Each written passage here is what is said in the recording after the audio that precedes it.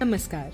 You are listening to Vigyan Ki Awaaz, a podcast series brought to you by Media for Community Foundation, supported and catalyzed by National Council for Science and Technology Communication. On Vigyan Ki Awaaz, we bring to you the latest innovations in technology and science from around the globe. We also get to you the latest from Indian labs working relentlessly to improve the quality of your life.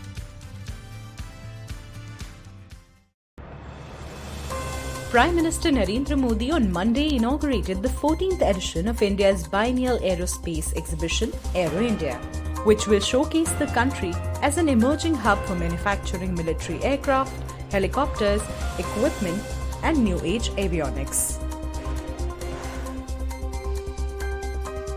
Defense Research and Development Organization DRDO has planned an enriching experience of indigenous defense technologies and systems during the 14th Aero India edition.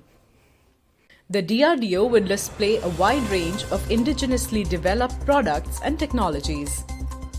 The DRDO pavilion will showcase over 330 product categories into 12 zones, namely combat aircraft and UAVs, missiles and strategic systems, engine and propulsion systems, airborne surveillance systems, sensors, electronic warfare and communication systems, etc. This will include display of products on aeronautical systems, missiles, etc.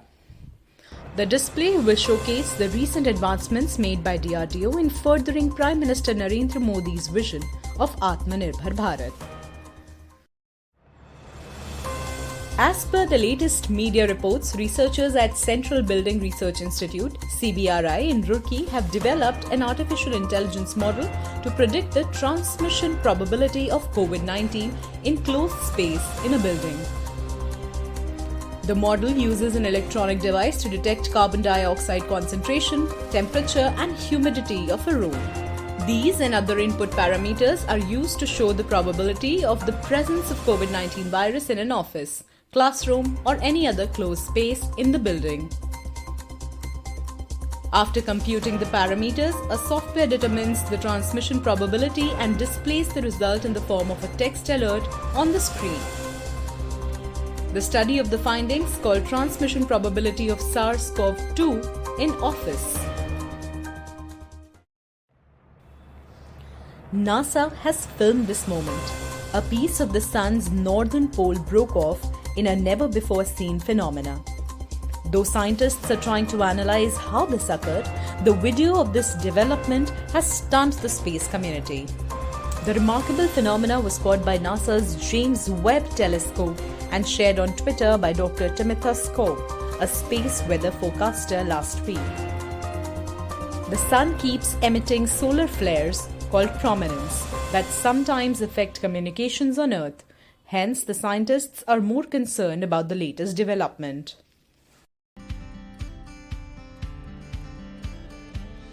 Now it's time for an amplifier. In Amplifier, we showcase the work, research and innovations of CSIR, ICAR and their dynamic national laboratories, famous for cutting-edge research and development, knowledge base in diverse science and technology areas. Also, you meet personalities who are enhancing the quality of life of citizens of India through their innovation and research in the field of science and technology. Scientists who are developing sustainable solutions and capacity building to fulfill dreams of all Indians. In Vigyan Ki Awaaz today, we are featuring the interview of Dr. N. Kalaiselvi, Secretary, DSIR and DG, CSIR, given to private news channels. The audio of this interview has been sourced from CSIR official YouTube channel.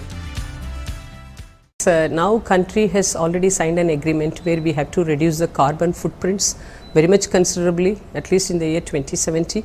Therefore, country is now getting itself geared up to reduce the carbon emission in different ways, for which e-mobility is one of the very good options, wherein we have to make the complete mobility which should be dominated by e-driven, battery driven. So this is where lithium batteries are coming into picture, and across the country number of organizations are doing research on lithium battery, and we from CSIR family, we were doing it from the year 1990 onwards.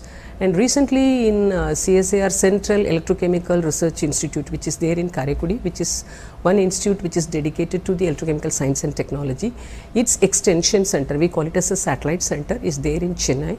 So there we recently established a facility to produce lithium ion batteries, 18650 cylindrical cells. Per day you can produce 1000 cells. So this much the country is now coming up with a kind of infrastructure development as far as lithium batteries are concerned. CSR redesigned as a innovation engine of India. How it will transform the entire billion people who are expecting the science for the society?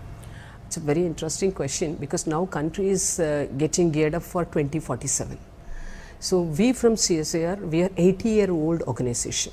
So in this 80-year, even though the CSIR was established mainly to make our contributions pertinent to Indian industries, we should not disappoint the other areas of this country also, like whether it is MSME or startup or domestic or strategic sector. Therefore, all our science, technology and innovation STI should be made relevant to all the 5 fragments of this particular country, and therefore, in that particular area, I would say that we are fully geared up, and we will definitely meet out the goals of 2047, for which we are coming up with a number of programs starting from CSIR 2030. Then we will be touching upon 2042, when CSIR will become 100 years old. Then we will touch upon 2047. So towards this journey, with the earned experience and capabilities in the field of research and innovation, we are now having a very strong background. So how best this science and technology could be completely translated into innovation component, and how we can become the innovation engine of this country, by means of which we can fulfill the requirements and dreams of India for the year 2047. So with the foresighted vision, this tagline of CSIR, the innovation engine of India, has been formulated. Our Prime Minister is focusing on circular economy, green economy, hydrogen fuel. How CSR is involving in that, and how it will be delivered for the societal development? I will just split it into 2. One is circular economy, the other one is green economy. So in the case of green hydrogen related thing, now government has announced this green hydrogen mission.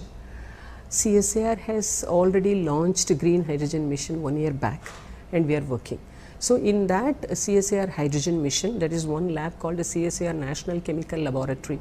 NCL Pune is taking the lead role. Along with the NCL, 8 to 10 CSIR laboratories are working, wherein we will be concentrating more on how best green hydrogen could be generated, because now hydrogen is available in all possible colors. In a lighter way, I used to say, in all the VIBGR colors now hydrogen is available, whether it is pink hydrogen, blue hydrogen, brown hydrogen, like of all the colors now green hydrogen is the most sought after hydrogen. So for this green hydrogen, how best we can generate hydrogen, that is number 1. Second one is how best the hydrogen could be used, its application in terms of fuel cells, whether it is a PEM fuel cell, high temperature, low temperature, or I would say open cathode, closed cathode fuel cells. There also we are having number of leads. Then the last portion is how best you can store hydrogen. So hydrogen generation, hydrogen application, hydrogen storage. In all the 3 packets, CSIR, different laboratories, we are already having technology leads also, and now we are strengthening our base, by means of which this hydrogen mission will help in a major way the dreams and visions and the targets which are put forth by the country under hydrogen mission program of India. This is with respect to hydrogen mission. Now coming to circular economy, this is a very, very important area, I would say. Even last year during this Vaibhav program, Honorable Prime Minister also made a mention that India should be made as a hub and a nodal country for circular economy related developments, because waste to wealth or end to end supply chain, in both the cases CSIR is now concentrating more, especially with respect to waste to wealth. Any type of waste, whether it is a bio waste, agri waste, e-waste, chemical waste, solid waste, liquid waste, any kind of hazardous waste, geohazardous waste. So we are addressing all these waste, and every lab in their own way they are trying to address this issue, and the circular economy itself is getting addressed by means of a very major mission program that will be kick-started in 2023 April in a big way. Even though now itself different labs are doing this waste to wealth related R&D at different levels, now we are going to make it as a massive program under the umbrella of waste to wealth mission that will be launched in April 2023. So this is how, whether it is a circular economy or a hydrogen economy, we are very much finding our alignment with the Government of India for their vision and mission. CSR having 37 lab from Himachal to Trivandrum, then Bhavnagar to Nice Jurat. So several technology has been developed by our scientists. So how do you feel the entire technology and innovation should reach to the startups, should reach to the women self-employment group for their Atmanirbhar? So what is your future plan? The technology in CSR, IHBT Palampur, we are unable to know in Odisha, and Odisha technology are unable to. Is there any plan for any technology museum, such type of plan? I think it's a very, very interesting question. Actually, here also I will say that we have a twin approach here. Number one is, very recently the Honorable Minister of Science and Technology, Jitendra Singh ji, he came up with the novel idea of 1 week, 1 lab. Meaning is, whatever each lab is doing in terms of product or process or finding or discovery or invention, that will be made available and made known to the general public, industry, startup and MSMEs for a period of 1 week through the celebration of 1 week, 1 lab. So all 37 labs now they will be celebrating this 1 week, 1 lab by spending 1 week wherein they will be showcasing all their products. So by this we will be finishing the exercise by the end of September, and on September 26th of this year 2023 we will be consolidating and we will be having a grand celebration during our foundation day of CSIR. So this is one option wherein when one lab is celebrating their 1 week, 1 lab, the other lab's product will also be made available here. Say for example, when from Odisha, IMMT is celebrating this 1 week, 1 lab, if at all they are working something on hydrogen, from other lab, whatever is there, different leads, technology leads are there from the other lab, be it from SICRI or from NCL or from CGCRI, that will also be finding a place by means of which we can make the people of Odisha to understand that not only IMMT but also other labs are also working in this direction. So this is one way we are planning. And the second thing is, we always consider that whatever one lab is doing, it will be made known to other labs, and especially Indian Science Congress, India International Science Festival or exhibitions at Pragati Maidan, in all these places whenever we are having the CSIR pavilion, all the 37 lab products are getting exhibited. And this is another area wherein all the 37 labs are coming under one umbrella, and we make the technologies which are available for the general public, and we are making it known to the society also. Number of mission like aroma mission, floriculture mission, how it will helpful for the farmer entrepreneurship? Today I will say the success phase of CSIR is aroma mission and floriculture mission only, because aroma mission has given us a lot of identity, and even as you rightly said, IHBT Palampur or NBRI Lucknow and many other laboratories, even northeast also, everywhere, starting from the cash crops, aroma crops, starting from paddy, apple, fruits, everywhere this aroma mission has helped the farmers to increase their income, because one of the sustainable development goals of this country is doubling of farmers' income. Honorable Prime Minister is all the time insisting this particular point. Having this point in mind, actually we started this aroma mission. Our scientists are not only staying inside the laboratory, they are going to the field, actual field, they are working with the farmer, they are not only handshaking, they are hand holding them, starting from cultivation, maintenance of that one, and harvesting, then post harvesting storage, then reaching the market. They are connecting it, connecting the technology as well as the farmers with the market also, and even the products we are now making them to get even essential oil also, especially with respect to floriculture. You may be knowing CSIR is known for purple revolution. So we are coming up with marigold revolution, that is golden revolution, purple revolution. So everywhere we are not only making the farmers to cultivate only the lavender or the marigold, we are making them to come up with the essential oil, extraction of essential oil, and the essential oil is also reaching the market. And you will be surprised to notice that India was really depending upon other countries for lemongrass oil. It was just last year India exported 60 tons of lemongrass oil just because of this aroma mission. So this is our success story.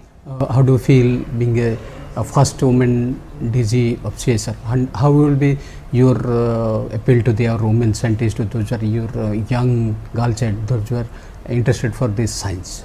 Actually, I would say that I'm extremely happy, not just because I have been given this opportunity.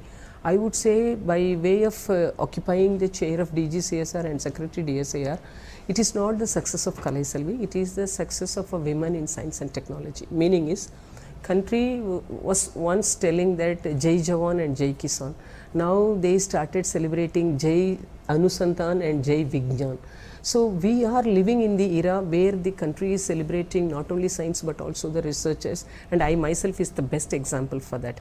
Therefore, I never always consider that as a credit to Kalai Selvi, but it is the credit that is given to a women in science and technology. And also, as you rightly asked, women in science, I think science is one wonderful area which could be restarted after any point of gap as well as at any point of your lifetime also. Because we female community at a particular age time, definitely we will come up with a kind of a family commitments, and therefore this work-life balance sometimes will become a great challenge. It's a challenge for someone, it may become a bigger challenge. So if at all you have a supporting system in place, you can very easily come over. If at all the supporting system is not in place, sometimes you may have to come across a career in the break. Even if the career in the break happens, science is one such subject. If you just keep reading the articles, if you just stay yourself connected with the science and scientists, researchers and communications and articles, even after a period of 1 year or 2 years or 5 years also, you can start from the point where you stopped and you can revive your R&D. And therefore, women in science, it requires only, I would say, determination, perseverance, hard work and focus. What is your future plan for contribution of a 5 trillion economy of India, particularly with the involvement of science? Yeah, I think 5 trillion economy, I always used to say, whenever the national leaders are making some announcement, they always believe that the scientific community and the research community will support them appropriately, and only with that kind of a confidence such kind of announcements are coming. So when country is dreaming about the 5 trillion economy, I think first thing what we have to do is we have to reduce the import cost. We have to improve the extent of indigenization. So only Honorable Prime Minister is all the time talking about Atmanirbhar Bharat, the self-reliant India, Make in India. So all these things are now getting a shape, and now within India also, whether it is PLI scheme or FAME or many programs, even Jal Jeevan Mission, everywhere in one form or the other, country and the government of India is trying their level best to help the scientists to come up with indigenization. So we should no longer depend upon other countries, and we should do by ourselves and end-to-end supply chain. If at all it is created within India, I think this economy could be very, very easily achieved by India, and we from the scientific community, we should definitely take it as our commitment. My last question, what will be the future plan for particularly the women scientists to encourage CSR? Actually, from the Ministry of Science and Technology, whether it is DST or DBT, there are already some special programs which are meant for women. Recently, CSIR, we were celebrating our 200th general body meeting very recently, just 2 months back. That time we also came up with a kind of a special announcement. We made the Honorable Minister of Science and Technology to make the announcement that CSIR will also come up with a kind of a special call.